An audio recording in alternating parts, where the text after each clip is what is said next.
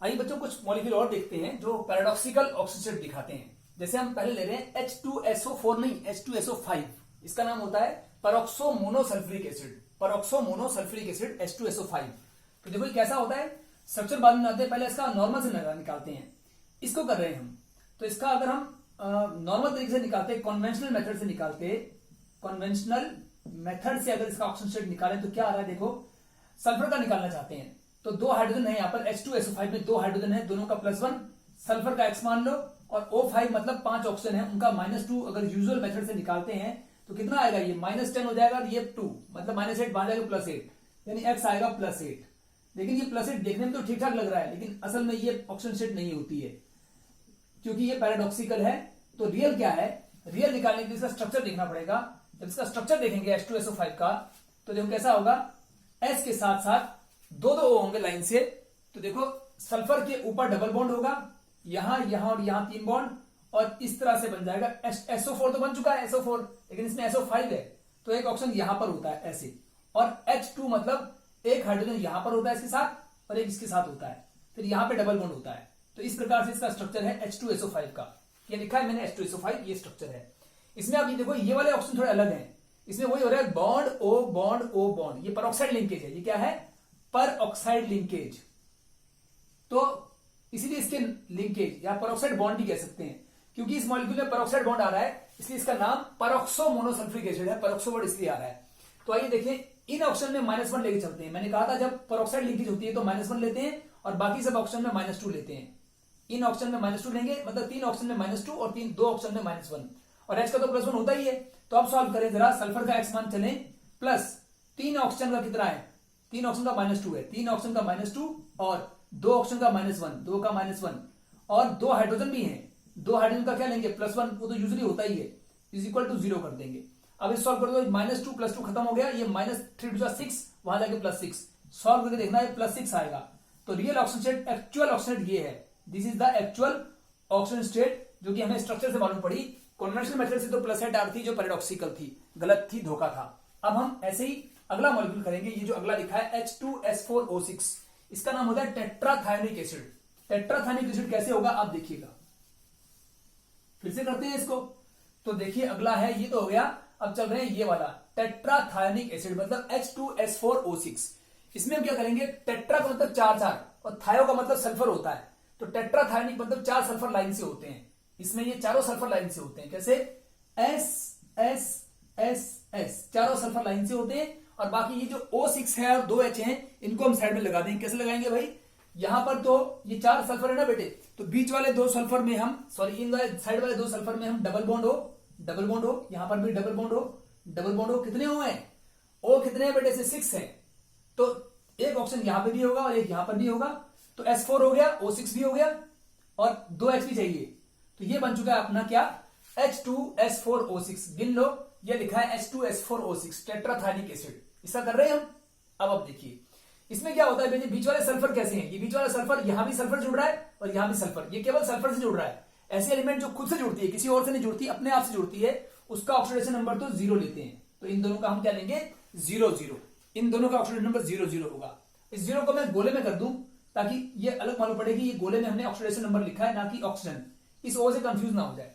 तो इन दोनों का 0 है, और इन दोनों का अलग से ले तो कैसे आएगा, देखो इसके साइड में कौन है, सल्फर है, इसकी वजह से कुछ नहीं होगा क्योंकि सेम है, लेकिन यहाँ पे अलग एलिमेंट है। ये तीनों कैसी हैं, ये ऑक्सीजन है, ये ऑक्सीजन सल्फर से अलग है, और ऑक्सीजन का यूजुअली ये परऑक्साइड तो है नहीं, तो इनका -2 लेते हैं। इसका भी -2 होगा, इसका भी -2 होगा, इसका भी -2 होगा।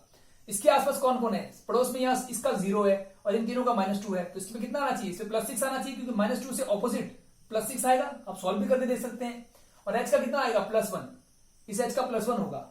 और यहां पर फिर से देखिए, इस सल्फर के यहां वाला तो 0 है और इस तरफ ऑक्सीजन है, ऑक्सीजन का यूजुअली -2 होता ही है, तो इन तीनों का अगर -2 आ रहा है, इसके पड़ोसियों का, H तो बहुत दूर है, H का असर इस पर नहीं पड़ेगा, हालांकि H का +1 है लेकिन वो बहुत दूर है, वो सल्फर से नहीं जुड़ रहा है। इससे जो जुड़ रहे हैं तीनों ऑक्सीजन है, ये तीनों ऑक्सीजन का -2 है, तो इसका कितना आएगा, +6 आएगा बेटे। तो इसका मतलब है कि यहां सल्फर का +6 है, इस सल्फर का भी +6 है, और बीच वाले दोनों सल्फर का 0 और 0 है। लेकिन +6 होता अगर यहाँ पे हाइड्रोजन ना होता तो, लेकिन सामने हाइड्रोजन भी है। H का +1 मैंने कह रहा था, यहाँ पे +1 होगा बेटे, इस +1 का असर भी पड़ेगा, और इसके कारण यहाँ पे +1 का मतलब इस 6 में से एक वहां चल जाएगा, ये +5 है, ये ऐसा, क्योंकि ऐसे देखिए आप यहाँ -2 -2 -2 -6 था, -6 में से एक गया तो -5, इन सबका -5 है तो कितना होगा, +5 होगा। ऐसे इसका भी, क्योंकि वहां +1 है तो यहाँ +5 होगा। या तो यूं निकाल लो सिंपली, जैसे मैंने किया है कैलकुलेट करके, या एक तरीका और भी है कि इन सल्फर का 0 है तो इनका 0 मान के अब सॉल्व करो। अगर आप कन्वेंशनल मेथड से करते तो क्या लेते, देखो तब तो अभी स्ट्रक्चर बनाते नहीं, तब तो आप लेते H2SO4 में 2 हाइड्रोजन लेते, तो 2 का लेते +1, और सल्फर कितने 4 S4, चारों सल्फर का X मान लेते, और 6 ऑक्सीजन दिए, उनका यूजुअली -2 लेते हैं तो -2 लेके चलते, और 0 आता तो कितना आता ये X = कितना आता है, ये -12 में से 2 गया तो -10, वहां जाके +10, और +10 के नीचे 4 आया था, +10/4 यानी कि, और ये आता +5/2, यानी कि 2.5 भी कह सकते हैं, ऐसा फ्रैक्शन में आता, +5/2 कह रहे 2.5 कह लो, लेकिन ये धोखा है, ये पैराडॉक्स होता, पैराडॉक्स। सच्चाई क्या है फिर, सच्चाई ये है कि आप स्ट्रक्चर बनाइए, स्ट्रक्चर में तीनों ऑप्शन का -2, इनका भी -2, लेकिन इन सल्फर का 0 आएगा, और इन दोनों सल्फर का आप X मान सकते हैं, और हाइड्रोजन का +1। तो अब करें जरा, इन दोनों सल्फर का अगर आप निकालना चाहते हैं तो X मान लेना, 2X हो जाएगा, इन दोनों का 0 ले लेना, इन तीनों ऑप्शन का -2 ले लेना, 6 ऑप्शन है, इन सबका -2 लेना, और X का +1 सॉल्व करना, इन दोनों सल्फर का जो आपने X माना होगा, क्योंकि इनका तो 0 ले चुके हैं, क्योंकि दोनों सेम चीज से जुड़ रही है, सल्फर से जुड़ रही है, 0 ही होगा, और इनका निकालने के लिए आप X मान चलेंगे, तो X और X 2X, और बाकी सब सॉल्व करेंगे जो इसे लिखा है, तो आपका अपने आप ये कितना आ जाएगा, देखिए +5 आ जाएगा सल्फर का। करके दिखाता हूं, 2 सल्फर है, इन दोनों का 2X मान लिया, और इन दोनों सल्फर का 0 था, 2 सल्फर का 0 था, बाकी 3 हाइड्रोजन यहाँ है, 3 ऑक्सीजन यहाँ है, 3 ऑक्सीजन यहाँ है, 6 ऑक्सीजन है, इन सबका -2 है, और 2 हाइड्रोजन का +1 है, 2 हाइड्रोजन का +1 है, = 0। इसको सॉल्व करेंगे तो X = +5 आएगा, यानी कि जो आपने X माना है, इस सल्फर का और इस सल्फर का X माना है 2X, ये आपका 5 आ जाएगा X, दोनों का +5 करके देख सकते हैं आप। और इसको जब आप मीन निकालेंगे, +5 0 0 और +5, तो जब मीन निकालेंगे, यानी कि एक का +5 है, एक का 0 है, एक का 0 है, और एक का +5 है, इन चारों को अगर आप ऐड कर देंगे ऐसे और डिवाइड कर देंगे 4 से ही, क्योंकि 4 सल्फर हैं, तो आंसर आएगा +10/4, यानी कि वही वाला +5/2, यानी कि 2.5, यानी कि 2.5 आएगा प्लस में, जो कि पैराडॉक्स था। यानी वो जो पैराडॉक्स था वो क्या था, असल में इन सबका मीन था। असल में क्या था, असल में एक का +5 है, एक का 0 है, एक का 0 है, और एक का +5 है, ये रियल वाला है। तो लिख देंगे एक्चुअल ऑक्सीडेशन स्टेट क्या है, देयरफॉर एक्चुअल ऑक्सीडेशन स्टेट्स हैं कितनी, +5, 0, 0, +5, ये है चारों सल्फर की, ये है आंसर। और मीन अलग से निकाल दो, तो ये हो गया हमारा टेट्राथैलिक एसिड का आंसर। इसी प्रकार से अब हम आगे बढ़ेंगे। इसके बाद में मिटाकर इस थर्ड में आ रहा हूं। तीसरा क्या है, देखो H2S2O8, इसका नाम होता है परऑक्सो डाइसल्फ्यूरिक एसिड। ये कैसे नाम आया, देखिए स्ट्रक्चर से मालूम पड़ेगा।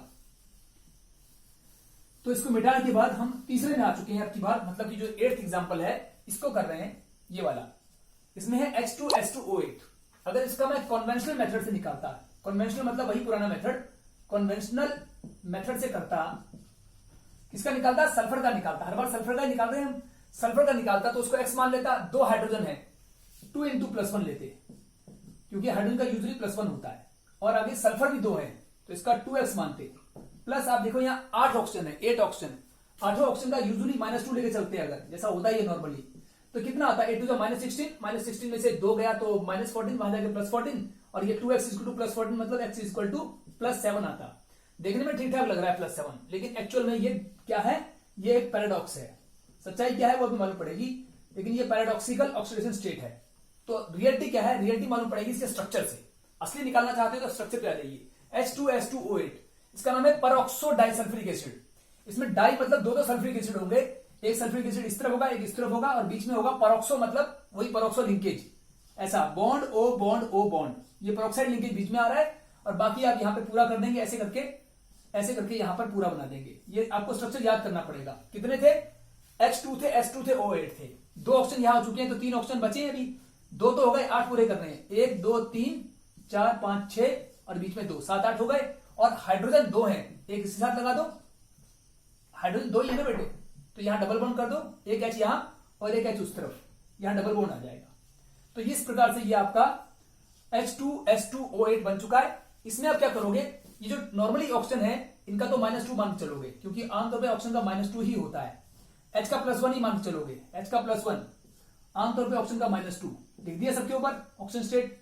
लेकिन इन दोनों ऑक्सीजन का ये पेरोक्साइड लिंकेज है, इसमें आपको पता है -1 लेते हैं, ये मान चलेंगे और एक्स का सल्फर का एक्स, दोनों सल्फर का एक्स मान लो, तो 2x is equal to 2x तो सल्फर का ले लिया दोनों का, और ये 3 और 3 6 ऑप्शन का -2, 6 ऑप्शन का -2, इन दोनों ऑप्शन का कितना -1 और 2 हाइड्रोजन का +1 और 2 हाइड्रोजन का +1, ओवरऑल न्यूट्रल मॉलिक्यूल है। अब सॉल्व कीजिए जरा, देखो -2 और +2 तो कट जाएगा, ये आ जाएगा -12, 2x - 12 इज इक्वल टू 0, तो आएगा +12/2 यानी कि +6। आप सॉल्व करके देखना +6 आएगा ना कि +7। तो रियल ये है कि इन दोनों सल्फर का +7 नहीं बल्कि +6 है, स्ट्रक्चर से मालूम पड़ेगा। तो ये है actual oxygen state, actual oxidation number या oxygen state, actual oxidation state of sulphur इस कंपाउंड में ये है +6। इस प्रकार से आप निकाल सकते हैं। अब मैं और आगे एक और मॉलिक्यूल ले रहा हूं, उसको हम सॉल्व करेंगे, जो नीचे लिखा Br3O8, मतलब 9th एग्जांपल को फटाफट करें। अब हम 9th एग्जांपल ले रहे हैं, देखिएगा जरा एक बार, इसको मिटा रहा हूं और आगे बढ़ रहा हूं। ये देखिए 9th एग्जांपल देखिए, ये हो गया बेटे। अब 9th पे आ जाइए। 9th क्या कह रहा है, Br3O8, इसको बोलते हैं ट्राइब्रोमो, 3 ब्रोमो है ट्राइब्रोमो, और ये 8 ऑक्सीजन है, 8 को बोलेंगे ऑक्टा, तो ट्राइब्रोमो ऑक्टा ऑक्साइड। इस प्रकार से हम सॉल्व करेंगे ट्राइब्रोमो ऑक्टा ऑक्साइड। इसको कैसे करेंगे, फिर से वही कन्वेंशनल मेथड, पहले तो पुराने मेथड से करके देखते हैं, क्या पता सही आ जाए। तो कन्वेंशनल मेथड से क्या होगा, देखो निकालना है ब्रोमीन का, 3 ब्रोमीन का, तीनों का x मान लो 3x, और 8 ऑक्सीजन का -2 मान लो, क्योंकि यूजुअली -2 ही होता है। आंसर आएगा +16/3, x आएगा +16/3। सॉल्व करके देखिए +16/3 आएगा, जो कि एक फिर से पैराडॉक्स है, धोखा है, पैराडॉक्स है।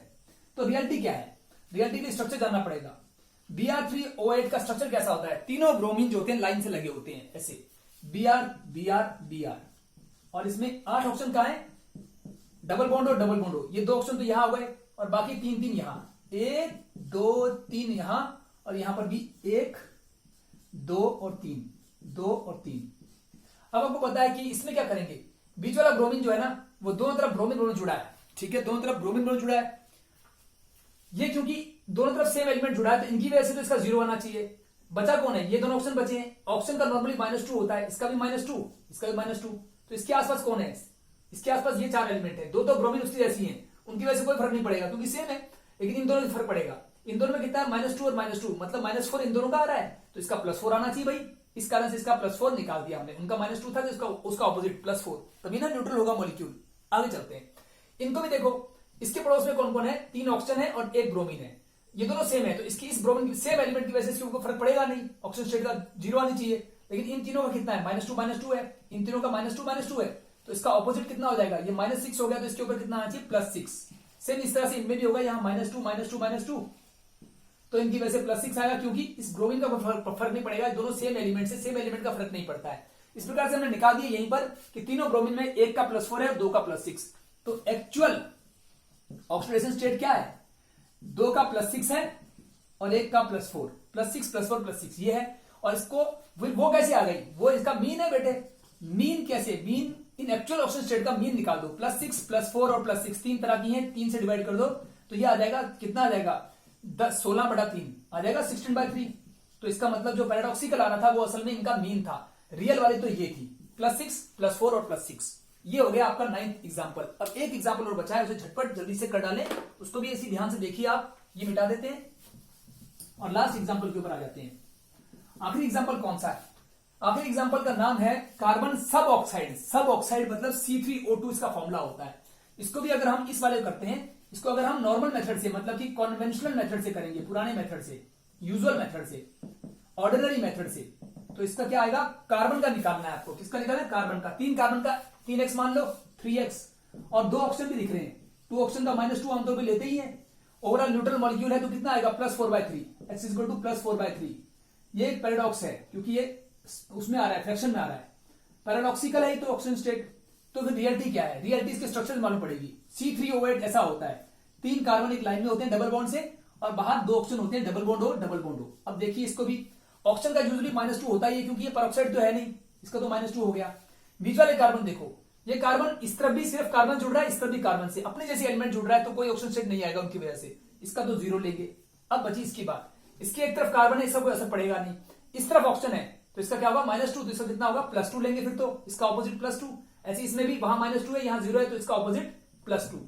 तो इस प्रकार से मालूम पड़ा कि 2 कार्बन का 0 है, सॉरी 1 कार्बन का 0 है और 2 का +2 तो एक्चुअल ऑक्सीडेशन स्टेट क्या होंगी, वो आ रही है एक की +2, एक की 0 और एक की +2, ये 3 आ रही है। फिर वो कैसे आया था, वो इनका मीन था, निकाल देखो मीन क्या होगा, +2 और 0 और +2 डिवाइड करो 3 से, क्योंकि 3 तरह की है, तो +4/3 जो आ रहा है वो असल में उनका मीन है। जो ये आ रहा था वो धोखा इसलिए था क्योंकि वो असल में असली ऑक्सीजन स्टेट नहीं थी, वो तो इनका मीन था। फिर रियलिटी क्या थी, रियलिटी थी कि ऑक्सीजन स्टेट ये है +2, 0 और +2। तो ये आर्टिकल इस प्रकार से करना है। इन एग्जांपल को अच्छी तरह याद रखिए, क्योंकि पैराडॉक्सिकल एग्जांपल्स कुछ गिने चुने होते हैं, जैसे दिखाए आपको, इनमें से क्वेश्चन बहुत आता है। और नॉर्मल एग्जांपल तो कोई भी होता है, बहुत सारे मॉलिक्यूल होते हैं, क्योंकि ये खास है, ये एग्जाम में बहुत बार आते हैं। तो इसको आप अच्छी तरह तैयार कर लीजिए। थैंक यू बच्चों।